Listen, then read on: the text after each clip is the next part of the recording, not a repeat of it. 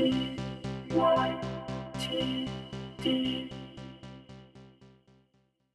So, we're back. It's 2023 and we're up to season 13, I mean season 12B.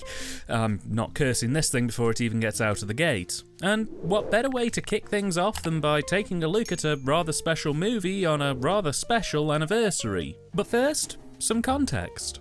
In the days before home video, aspiring filmmakers would regularly attempt to realise their studio dreams on an affordable budget, with examples existing of homegrown movies dating back to as early as the 1930s. These were generally shot on consumer-grade film, and unless you were fairly rich or a maniac willing to do anything to get your film off the ground, you'd generally encounter one of two problems. Either it would become unaffordable to actually shoot anything longer than a short film, or no one would distribute your movie because of the established Hollywood system. No one was going to pay top dollar to distribute a 6-minute long fan film recreation of The Mummy shot on 8mm to cinemas up and down the country in the 1930s. The advent of affordable domestic home video recording changed the landscape significantly in the 1980s. It was still ridiculously expensive to shoot on videotape, not to mention the cost of compatible cameras, portable VCRs, which were far from portable in the modern sense, and sound recording kits. In all honesty, costs could quite quickly spiral out of control. But there were upshots. Unlike film, videotape could be recorded over, meaning, unlike film, if you had a bad take, rather than cutting the take out and putting it in the bin, you could just rewind and go again. You also had the luxury of relatively quick playback of your footage for review, which, in the film days, was unheard of.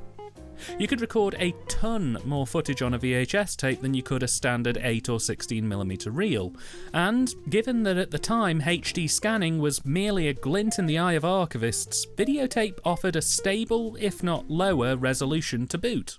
A lot of video cameras from that period of time also came equipped with settings to aid with exposure, white balance, colouring, not to mention the scope of in-camera video effects. And that's before we get to the editing process differences, which came with their own benefits and drawbacks. It was an investment, but for the time, if you had the cash, a vision, and some friends willing to help out, you too could make movies with moderate ease. And, as is the case with any new format, the race was on to see what the limitations of the medium were. And that's where we find Boardinghouse. Boardinghouse is a 1983 shot-on-video supernatural horror film completed in 1982 and shot in 1981. It's also widely considered to be the first SOV film to have received professional distribution to the wider public, though that title is somewhat hotly debated, allegedly due to the strange way in which Boardinghouse was distributed. You see, with most motion pictures that came out in the home video era, when their time in the cinema came to an end, the production company would either put the film back on the shelf and leave it there forever, or take the film and transfer it to high-grade videotape, from which they would then strike home video copies for rental and consumer markets. Boardinghouse ended up having the reverse done to it. The entire film was shot on videotape, but in order to get it into theatres, the distribution company, Blue Star, took the master tape and instead telecined the footage, literally pointed a film camera at a flat-screen high-resolution CRT TV playing the movie, capturing it onto 35mm reels, which could then be played in theatres. Which is the main reason that it's debated as being the first SOV movie professionally released, as technically it wasn't distributed in the format it was made in. It was shot on video but sold on film, with some SOV purists citing 1983's Sledgehammer as being the first true SOV film, as that movie from snout to tail was entirely released on tape. Personally, given what a pain in the arse shooting on tape back then would have been, I'm happy to let Boardinghouse have a free pass. If it looks like an SOV film, sounds like an SOV film, and had all the pain in the arse hurdles that SOV films had to conquer to get over the finish line, it's an SOV film. The plot for Boardinghouse is, for the most part, absolutely incoherent, but I shall try my best to explain more or less what happens. Please do appreciate, though, that this thing's a hot mess and that it's going to be hard to give you the usual blow-by-blow that I try to do with these things. The film opens with a message from Horrorvision, who, in true William Castle style, announced to the audience that the film they're about to see shouldn't be viewed by anyone with heart complications, and that throughout the film there will be special cues known as Horrorvision that will signal appropriate moments to cover your eyes and plug your ears if you're easily scared. This includes a particular music sting and an awesome looking visual of a hand that's had digital strobing rainbow effects dubbed onto it. The film then begins proper, with computer visuals and narration informing us that we're about to hear of the awful case of the Hoffman House. We're then treated to police files dating back to the 18th of September 1972, and our narrator explains that on that date, Nobel Prize-winning Dr. Don Hoffman and his wife, both leading authorities in telekinesis and psychic abilities, were found mutilated in their home after briefly leaving their 16th wedding anniversary party. Later, on the 26th of September of that same year, their child testified their account of the murder, and by December 4th they were committed to a sanitarium. Between 1972 and 1976, the house had 2 occupants, both of whom died in mysterious circumstances. One by drowning and one by blood loss after their hand was mangled by a trash compactor. The mysterious deaths continued through the late 70s and early 80s, until, in July 1982, a sole heir was located to take on the house. We're then introduced to our killer for the movie, as 2 doctors from the sanitarium discuss the Hoffman case, mainly as the child is due up for release. But they're very hesitant to grant it.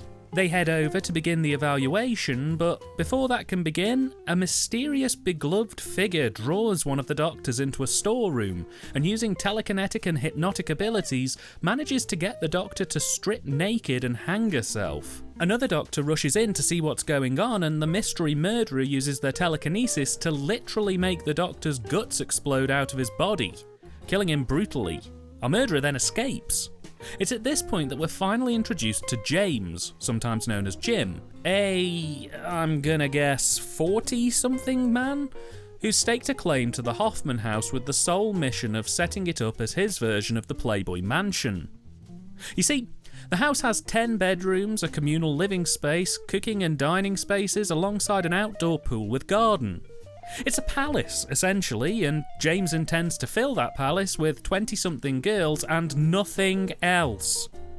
So, he starts advertising the Boardinghouse as a place for single ladies only, with prices starting at $100 a month in rent. And it'll come to no surprise that the place fills up pretty quickly, with plenty of women interested in living in a palace for what in modern terms would be $326 a month. Now here's where it gets a bit messy, because the film introduces all 8 or 9 of the girls all at once with no real defining moment of introduction. They just sort of rush out all the names in a minute or so and then expect you to remember them all. So for the bulk of this review, I'll mainly refer to them as the girls, but the key players who I can name check are rock performer soon-to-be superstar Victoria, quiet and somewhat withdrawn Cindy, boisterous Sandy, and the mysterious final girl into the boarding house, Debbie, who arrives well after all the other girls have settled in. James unfortunately informs her that all the rooms have been taken, but when Debbie explains that she's desperate, one of the girls suggests that the kid's bedroom, which is currently being used as storage, could probably do the job. James suggests it wouldn't really be suitable, but Debbie jumps at the offer and moves in ASAP. Around the time that Debbie moves in, it's also established that James is attempting to learn the ways of telekinesis, in a frankly eye-melting scene in which he meditates in an office wearing nothing but a pair of budgie smugglers, pulling terrifying faces and making plants and boxes shudder.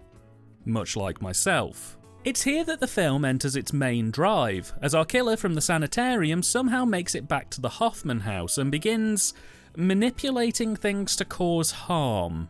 This is first shown when one of the girls, Pam, climbs onto a countertop to get a bottle from the top shelf, only to jump down and impale her hand through an ice pick that the killer has mind-controlled to point upright directly under her. Sinister goings-on strike again later when one of the girls accidentally cuts herself in the shower, which in turn causes the house to start bleeding and her face to morph into a melted monstrosity. But when the other girls go to check on her, it looks like nothing's really happened.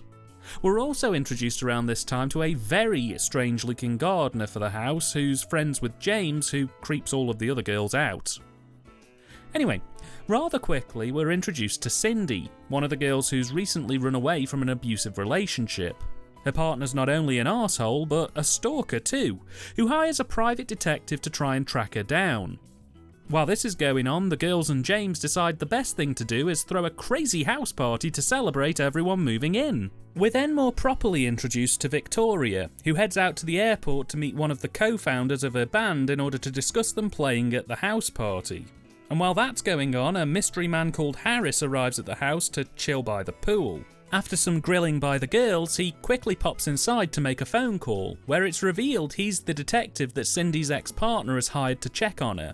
He confirms she's definitely here and gives him an address, phone number and directions. While leaving, however, one of the girls catches his eye and she takes him back to her room for bouncy. After they finish up, Harris goes to the bathroom to clean up, but our mystery killer strikes again, using their abilities to turn on a nearby hairdryer and drop it into the bath, killing Harris.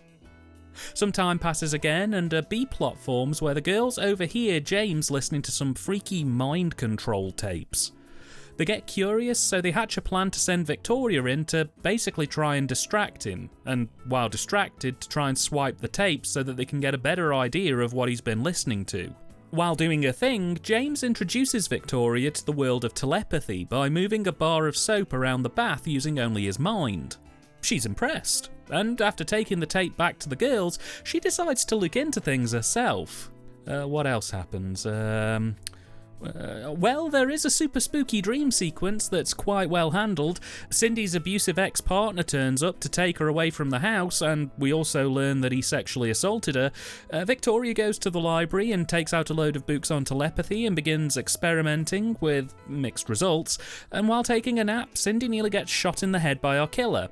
After this incident, James decides to take Cindy out to the beach to try and get away from the stress, and while there, they get into a little hypno-molestation preamble leading to very questionable bouncy. But while at the beach, a mysterious killer strikes again, knocking James out with a rock and using their scanner powers to make Cindy bleed out of every socket she has before walking her into the sea to drown herself. And so, with a psychic killer, qu'est-ce que c'est, on the loose and the night of the house party imminently upon the boarding house, will the killer strike again? Will Victoria develop and use her powers for more than just petty bullshit revenge on the girls she doesn't like? And will James get back into his budgie smugglers? God, I hope not. All this and more will be answered if you check out Boardinghouse. And the lingering thought that hung over me as the credits rolled on this was, that felt like I've just seen half a movie. And dear viewer, I can tell you that that's because the distributed release of Boardinghouse is half a movie. I'm not exaggerating. The original cut of Boardinghouse came in at over 2.5 hours long. The distributors took one look at what can only be described as the apocalypse now of SOV cinema and immediately shot back with, "You're having a laugh, ain't ya?" before lopping out about an hour of the runtime and truncating any continuity issues with fades to and from black. It's not that this film feels inconsistent, this film is inconsistent because just under half of it was thrown in the bin. And at some point I'm going to have to sit through that 2.5 hour version, because it does exist, and see if it actually makes any kind of difference to the plot. If I succeed in my mission, there'll be an addendum at the end of this video. What is left from a script perspective is borderline delirious. That's the only word I can think of to describe what watching this film feels like. It's woozy, incoherent, and strangely compelling. In the same way that Barry J. Gillis's Things doesn't quite feel of this earth, Boardinghouse 2 almost feels like it was pulled from some alien dimension where it probably made more sense. The pacing is positively baffling as we fade from random happening to random happening with no idea how much time has passed. Quite literally, this is a film of happenings presented in a manner that feels like someone reconstructed found footage of a partially shot but incomplete horror movie that doesn't have a script or any guidance.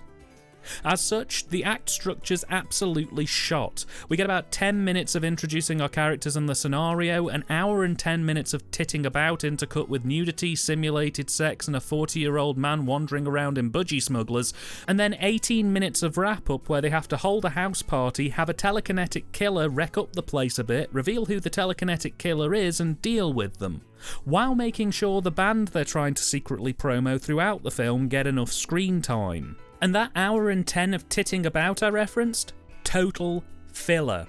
What I described to you earlier in terms of plot is just the key beats. Expect plenty of scenes of the girls just lying around the pool talking bollocks, playing card games and talking bollocks, chilling in the living room and talking bollocks, James talking absolute bollocks for an age and a half, and plenty of shots of the house with video effects superimposed onto it to make it look like ghostly figures are roaming about. That's the bulk of this movie, just idle chatter interspersed with the odd shot of boobs or the occasional kill, which varies in quality greatly, ranging from some magnificently gory deaths that I can't show here, to stuff like Harris's death, which was so brief I can't even recall if the movie picked up on the fact that he died. Like, it's less than 24 hours since I saw this movie, and I actually cannot remember if anyone found Harris's body. It never gets brought up again, so I'm assuming not. And the dialogue, bloody hell, if Ed Wood and Tommy Wiseau's writing had a baby, it'd be this movie. There's points here that are utterly inaudible. Sometimes it's due to poor audio recording, sometimes it's due to the cast mumbling their lines, and it's fascinating really, because they've managed to capture perfectly that feeling of talking to someone who's drunk off their ever-loving tits, and they're just rambling nonsense at you. But it feels like it should make sense because they're saying it so confidently. But when you actually take on board what they're saying, you go, hang on, what on earth does that mean? That's this movie in a nutshell, non sequitur ramblings presented as clips pulled from a larger work. That's not to say this incoherent dribble is unpleasant. I enjoyed feeling concussed as we hurtled through this ghost train ride of a movie. It may make absolutely no sense and meander from scene to scene, but it's trying to entertain at least. It never comes across as having given up on itself. It's padded to bollocks, but it's entertaining padding, for the most part. And I didn't feel the need to clock watch at all, which I see as an absolute win. The script was written and directed by John Wintergate, who also plays James in this film.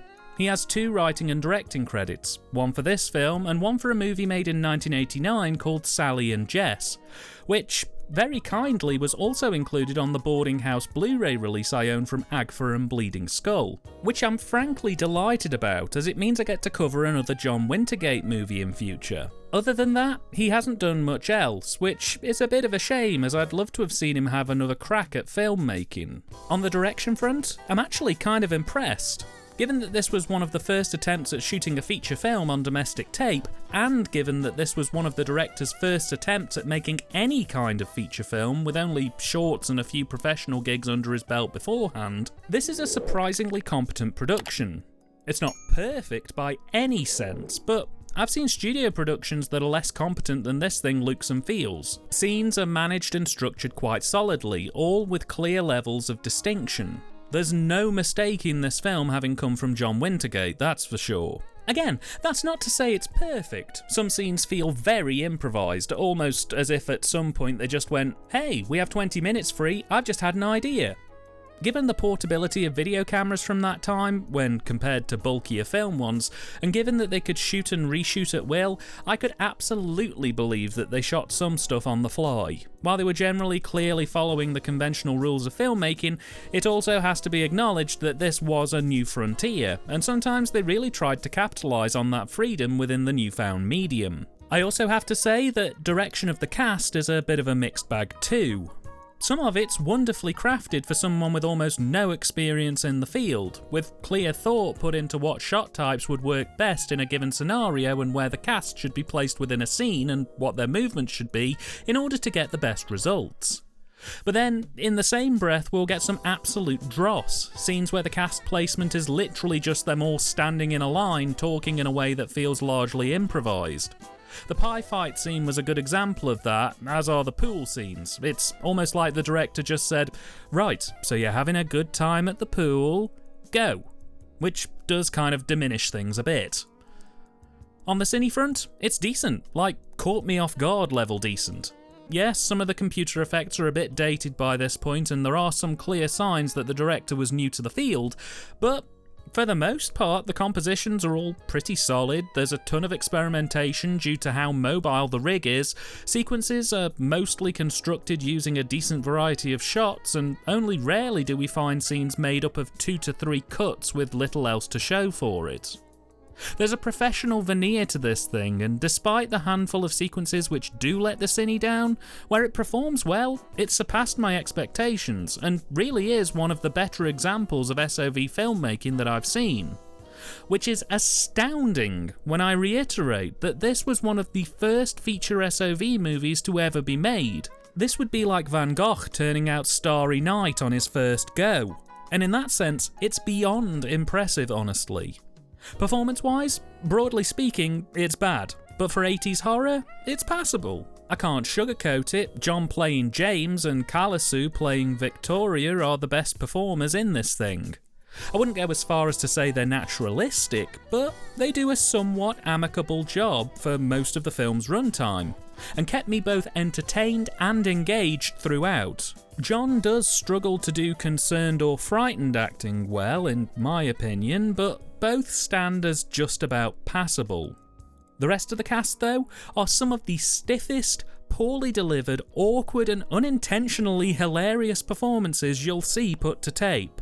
So much of it borders on parodying 80s slasher movies, a genre that wasn't even fully underway at the time that this was shot.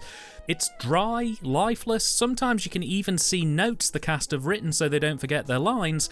Everything sounds read rather than performed. It's awful, and while in any other film I'd have been ripping into them for how bad it is, here, because of the woozy, disorienting vibe of the whole thing, I'm actually kind of into it. It just makes the whole thing feel even more unsettled and odd, which, to me, made it work on a whole different level. And finally, the soundtrack.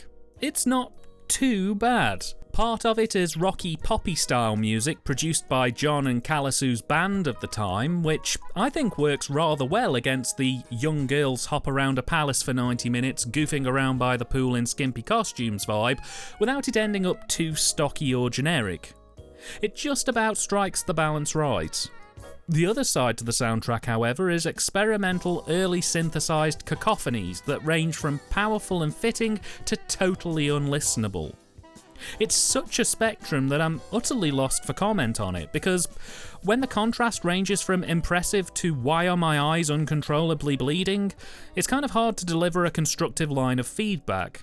You'd think the two different styles would work against each other, but they actually complement each other quite well, creating a unique soundscape for this film that genuinely surprised me. It's one I'd love to own isolated someday, if only to annoy people with the synthy side of it. Boardinghouse was released on VHS in the US in 1983, but was refused a video certificate for distribution in the UK in 1984, where it had been planned for a rental release. The Video Recordings Act of 1984 had come into effect mere weeks before this film was set to be released in the UK, and the BBFC took one look at this thing and basically said, you can submit it for classification, but we won't approve it for one, and without one you can't release it. In fact, it's because of this that Boardinghouse, to this day, still hasn't had a UK release on any home video or rental format. At least at the time of recording it hasn't. What I can say is that in the US it did receive a DVD release from Code Red in 2008, but that the Grail release for this movie really came in 2021 when Agfa and Bleeding Skull teamed up to put this film out on a 2-disc Blu-ray, and stunning is simply too small a word for the work these guys have done on this set. It's miraculous. It's incredible.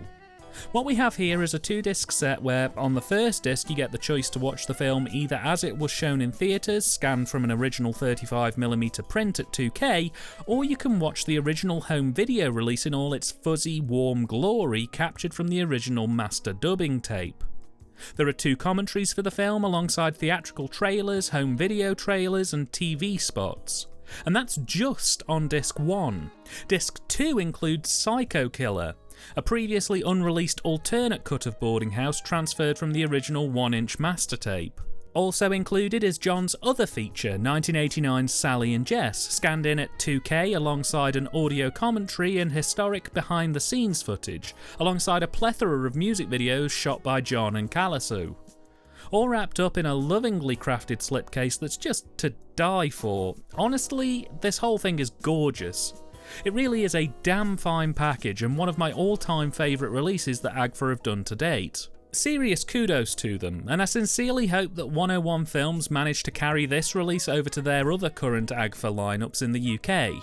Do I recommend Boardinghouse? Absolutely I do. Despite its clunky execution, it's a wild watch and one of the most entertaining SOV movies that I've ever seen. While I know it won't be for everyone, the total dreamlike wooziness that this film possesses just made it infinitely more watchable to me.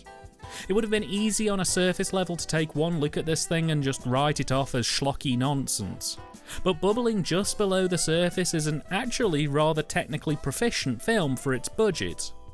Even when presented with half of the footage missing, it still managed to leave a positive impression on me that I don't think I'll forget in a hurry. I'm astounded, honestly, that this thing works half as well as it does. It absolutely should have bombed hard given the elements that went into making it, and yet somehow it's mesmerisingly captivating. Just bear in mind that it does have its faults in terms of performances and scripting, and I feel if you've had experience with SOV before and liked films like Sledgehammer or Things, you'll probably get on with this one. Dan, it's me! I'm you, from the future! And I've just seen the 2.5-hour extended cut of Boardinghouse, and I've got a terrible warning for you! Oh good God! Anyway, I managed to track down the 2.5-hour cut, I've watched it all the way through, and it's never easy, is it? So, the extended cut is a beast unto itself, and quite honestly, for every positive thing I can say about it, there's a negative thing that cancels it out. On the plus side, yes, a not insignificant chunk of the footage does contain some additional plot points and explanations. Entire scenes appear to have been removed from the theatrical release that would have added loads of context. From small things like more footage of the killer escaping the hospital to giving Harris way more involvement in the film, basically explaining how he got from being stood outside the front of the house to being pushed into the pool by the girls, and explaining why he was allowed on the second floor when James specifically said no boys above the first floor. The extra scenes do a lot to explain some of the bizarre and all over the place character developments. Victoria gets several scenes put back in which we see her, actually be the lead singer in a band. We get more insight in the opening act about her character and who she is. We get to see her attend rehearsals with her band, and we get to see why Victoria and Pam have a bit of a tete-a-tete going on throughout. In the finished cut, Pam is a tiny bit bitchy and inconsiderate, and Victoria loses her shit for seemingly no reason.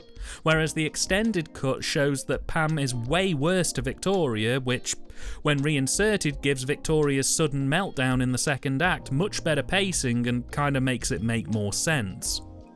We get a lot more hints and context about who the killer is in the first couple of acts, which again aids with the pacing, improves the reveal of the killer in the third act, which comes out of left field in the final cut, and there's even just some nice small things like extra scenes with Harris and Cindy's asshole boyfriend in the first act that help solidify who they are and what they're up to well before they turn up in the final cut, where they seemingly show up just out of the blue. There's even an alternate ending, which has an actual on-screen resolution for James and Victoria, as well as explaining the weird title cards at the end of the finished cut that don't seem to point to anything. The reason they don't point to anything is because they cut out the context of what they were talking about in the final film. But for every yin there is indeed a yang, and boy, this film does come with a yang. While there is a lot of decent extra footage inserted, there is also a hell of a lot more padding. More scenes of people just lolling about the house talking absolute bollocks, which, given most of the final cut is made up of that footage, is beyond annoying. I'd say that of the roughly 1 hour of cut footage, half of it is really interesting or important plot points or pacing improvements, but the other half is absolute bollocks that clearly did belong in the bin. Equally, and I don't know if this was just my copy, but almost all of the gore and nudity had been cut out in the extended cut, which basically defanged any horror that this movie tried to have. The biggest shake-up though is the editing, and I don't know if I love it or think it's the biggest piece of shit I've ever seen, but for some bizarre reason, when assembling the extended cut, rather than keep it conventional, they've decided to edit on what I'm assuming is Windows Movie Maker, and they've, for some reason, decided to ram literally every transition crossfade they could get their hands on into every breathable second of the runtime. It looks like the Junior Christian Science Bible learning show for kids, and it's distracting more than anything else.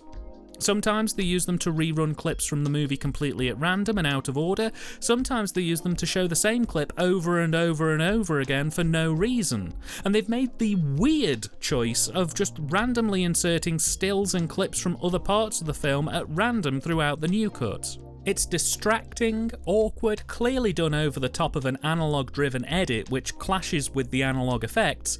It's positively psychotronic, and as a means of actually trying to watch the film, it's god-awful. But, and it's kind of a guilty admission, as an art piece, as something you just absorb and experience rather than critique, I thought it was bloody good fun.